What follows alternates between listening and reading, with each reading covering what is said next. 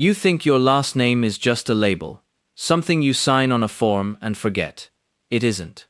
If your surname appears on the list I'm about to show you, then you are not simply Irish by heritage.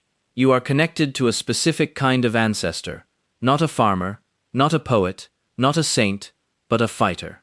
Because buried inside some of the most ordinary-sounding Irish names are words for battle, for the warhound, for the fierce one, for the foreign axeman who crossed the sea to fight for Gaelic kings. The Celts of Ireland built their whole world around the warrior, the champion who stood at the front of the host, and they wrote that ideal directly into their names. 12 surnames, 12 bloodlines. And recent DNA breakthroughs have begun to do what the old bards only sang, tracing these names back through the warbands and the battle lines of Gaelic Ireland toward the fighting men who first earned them. Stay until the final surnames, because several of them belonged to the most feared warriors ever to set foot on Irish soil, mercenaries whose very name meant foreign fighter. Your name survived 1,000 years of war. The question is, which warrior first carried it into battle? Let's begin with a name that is, quite simply, the word for battle itself. We start with a name forged from the Irish word for war, Cahill. In Irish, O Cathal, the descendant of Cathal, and that name is built on the ancient Gaelic root cath, which means, plainly and directly, battle. To carry this name is to descend from a man named for war itself, Cathal, the battle mighty. It was a name borne by kings and champions across early Ireland, a name you gave a son when you wanted him to grow into a warrior. The most important sept of the Cahills held their lands in the country of Galway, near the Clare border, in the old kingdom of Connacht. Every time this name is spoken, the oldest word for battle in the Irish language is spoken with it. If your name is Cahill, you carry a name that means, at its very root, battle. And the next name goes further still, for it means fierce in the fight. The second name is Carol. In Irish, O Caerval, the descendant of Caerval, and the name is understood to mean the fierce one in battle, the fierce fighter. This was no gentle name. It was carried by one of the most powerful warrior dynasties of the Irish Midlands, the O'Carrolls of Aill, or Ely, whose lords ruled a fierce and independent territory across parts of what are now Tipperary and Offaly, holding their ground against all comers for centuries. And the name reaches back to a figure of legend, for a Cairbre was among the leaders who fought at the Great Battle of Clontarf, alongside Brian Boru, against the Vikings in the year 1014. To bear this name is to be named, in the old tongue, for ferocity in war. If your name is Carol, you carry the name of the fierce fighters of the Midlands, and the third name compares its warriors to the deadliest hunter in the Celtic world, the hound. The third name is Connolly. In Irish, O Conghaile, and the name is understood to mean, in the fierce imagery the Gaels loved, as fierce as a hound. In Celtic Ireland there was no higher praise for a warrior than to be called a hound, a coo, for the warhound was swift, loyal, and merciless in the kill. The greatest hero of all Irish legend, Cú Chulainn, the Hound of Ulster, took his very name from the word, the boy who slew the great hound of the smith Culann, and took its place as guardian. To be named for the hound was to be named for the perfect warrior. The Connollys originated in the west, in Galway and Connacht, before spreading across the country. If your name is Connolly, you carry a name that likens your blood to the warhound itself. And the fourth name marks the young warrior, the fighter in the making. Before I go on, here is something almost no one watching realizes about their own name. If you've ever looked at your surname and wondered whether the blood of the old Irish warriors runs somewhere in your line, I've put the whole story together in a guide called Where Do You Really Come From? The link is in the description below. But stay right here, because what comes next is the part most people completely miss. The names ahead include a family that gave Ireland a king, a warband that served as the bodyguards of the great Gaelic lords, and the foreign axeman whose name meant, in the plainest words, warrior from across the sea. The fourth name is Collins. Now in some families, this is an English name, but in its Irish form it comes from O Coileán, and the meaning is pure Celtic fire. For Coileán means a young hound, a whelp, a warrior pup, and by extension, a young warrior, a fighter in the making, full of youth and strength and courage. The O'Collins were a sept of the southwest, powerful in Limerick, until the Norman invasion drove many of them south into County Cork, where the name became one of the most common in the province. And the name would one day belong to one of the most famous fighting men in all of modern Irish history, Michael Collins, the revolutionary leader of the Irish War of Independence, the young warrior in the most literal sense.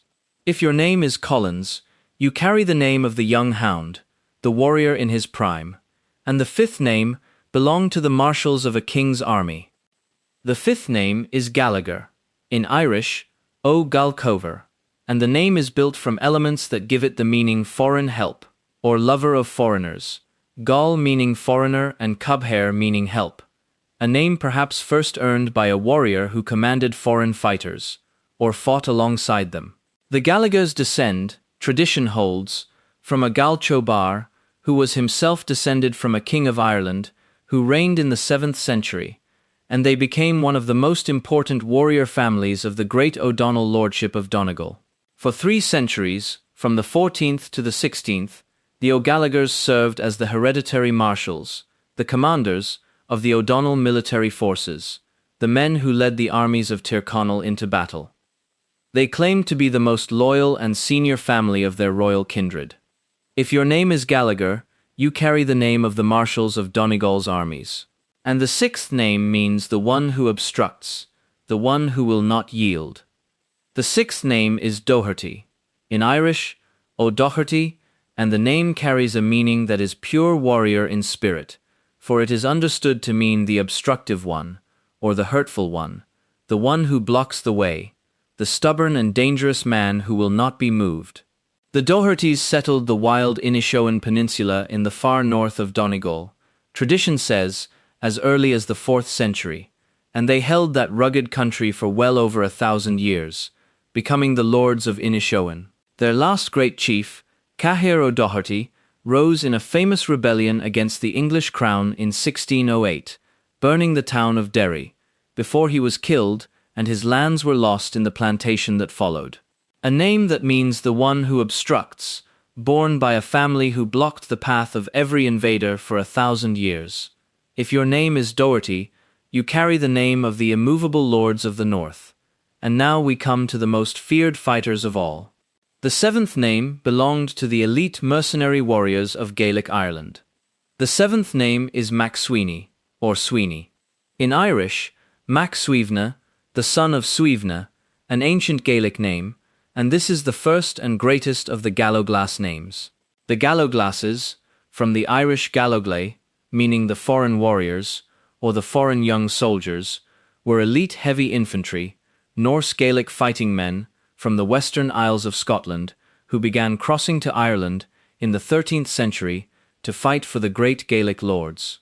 They were a terrifying sight, clad in chainmail and iron helmets, wielding 2-handed battle axes and great swords, men who, one account said, would rather die than yield.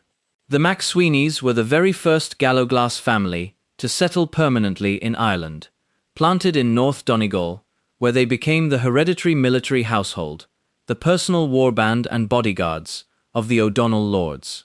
If your name is Sweeney, you carry the name of the most feared warriors in medieval Ireland. And the 8th name is a Galloglass name too, carried by the axemen of Cavan. The 8th name is MacCabe, in Irish, MacCaba, and this too is a Galloglass name, born by a family of Norse Gaelic warriors from the Hebrides who came to Ireland as fighting men in the Middle Ages. The MacCabs entered the service of the O'Reilly and O'Rourke lords of Breffni, the country of Cavan and Leitrim, and became their hereditary Galloglass, their professional soldiers, holding their lands in return for the axe and the sword. The name itself may come from a word for a cape or a hat, and tradition holds that these warriors wore a distinctive headgear that set them apart in the field. For generations they were the armoured fist of the Breffni lords. If your name is MacCabe, you carry the name of the Galloglass axemen of Cavan, and the 9th name means, most fiercely of all, the son of the Red Warrior. The 9th name is Clancy, in Irish, Mac Flanchai, and the meaning is vivid and martial, for it is built from flan, meaning red, or blood red, joined with an element meaning warrior, giving the sense of the son of the red warrior, the red-haired fighter, or the warrior red with the blood of battle.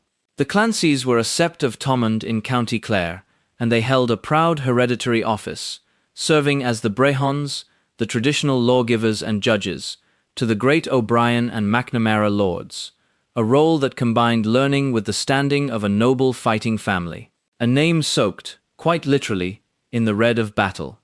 If your name is Clancy, you carry the name of the Red Warrior, and the 10th name likens its bearer once again to the young hound of war. The 10th name is Cullen. In Irish, most often O'Quillane, and like Collins, it springs from that same fierce Celtic image, the young hound, the whelp, the warrior pup, Quillane, a name of youthful strength and courage, the fighter still growing into his power. In the Gaelic mind, the hound was the warrior's truest mirror, and to name a child for the young hound was to wish him the swiftness and ferocity of the hunt.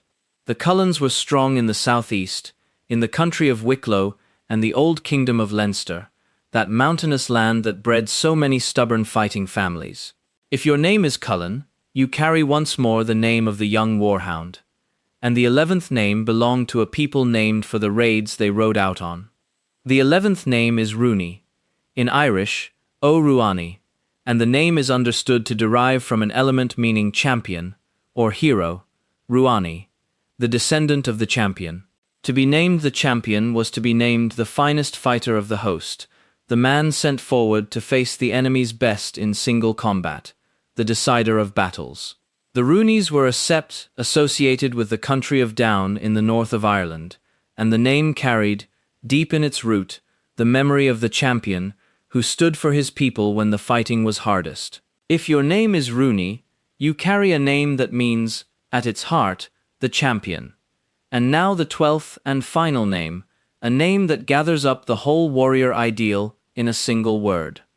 The 12th name is Troy, and its Irish source, and every name like it, built on the word for the warrior. The Irish word lach means a warrior, a hero, a champion, and it echoes through the names of the fighting men of Ireland, in the very word galloglach, the foreign warrior, the galloglas, oglach meaning warrior, or young fighting man. The whole Celtic world of Ireland turned on this idea, the Lauk, the champion who stood at the head of the warband, whose deeds the poets would sing for generations, whose courage in the face of death was the highest thing a man could offer. To carry a warrior name in Ireland was to carry the memory of that ideal, the man who chose, as the old account said of the galloglasses, rather to die than to yield.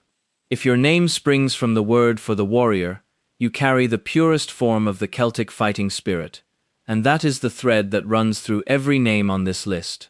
12 surnames, 12 bloodlines, 12 war names leading back through the battle lines of Gaelic Ireland, through the axemen from across the sea, through the marshals of kings and the champions of the host, all the way to the oldest Celtic word for battle itself.